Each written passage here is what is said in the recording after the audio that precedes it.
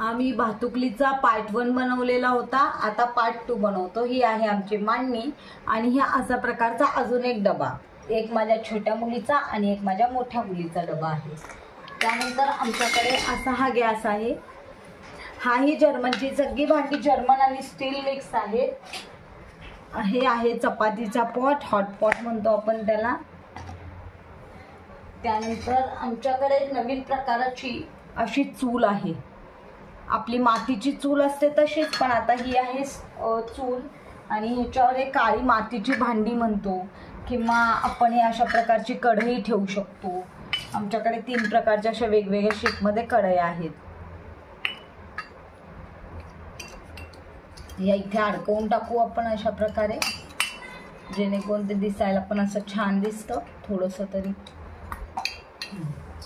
त्यानंतर माझ्याकडे अजून छोट्या प्रकारची पातेली आहेत, एकात चिकन एकात मटन। जर कोणी व्हेज खात असेल, नंबर चिकन खात असेल तर, आणि नसेल खात तर त्यांनी ह्याच्यात व्हेज बनवू शकता। आमच्याकडे विळी सुद्धा आहे आणि अगदी या विळीला हलकीशी धार आहे, जेणेकरून आपण एखादं असं भाजी अशी कट करू शकतो। ही विळी आहे, ही अशी वर ठेवू। आणि आमच्याकडे हे आप्पे भांडं आहे, आप्प्याचं पात्र असतं ना, ते सुद्धा आहे आमच्याकडे। त्यानंतर अशी इडली चटणीच्या प्लेट्स आहेत। दोघी असल्यामुळे मी 2च घेतलेल्या आहेत, मी खूप जास्त सेट नाही घेतला, कारण एका मुलीसाठी एक, दुसऱ्या मुलीसाठी एक। हे आहे कांदे बटाट्याचे भांडे। त्यानंतर हे असं पोळपाट लाटणे, ही सुद्धा 2च आहेत माझ्याकडे। त्यानंतर हा पॅन आहे, आपण चपातीचा तवा म्हणतो, ते काहीतरी उद्योग करून ठेवलेला आहे मुलीने काहीतरी बनवून ह्याच्यावर। त्याला हा आपण असं इथे अडकवून टाकू, बसत नाहीये, इथे असं अडकवून ठेवून देते।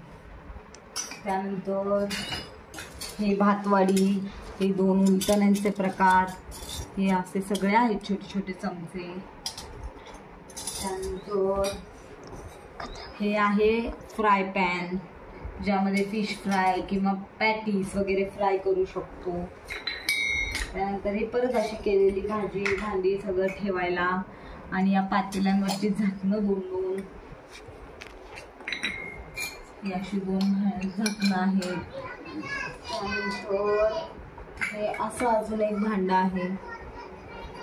आणि अजून एक सांगायचं राहिलं, आमच्या इडली भांड्यात ना, आमचं इडली भांडं, आमच्याकडे एक इडली भांडे, त्याच्यात असे इडलीचे सुद्धा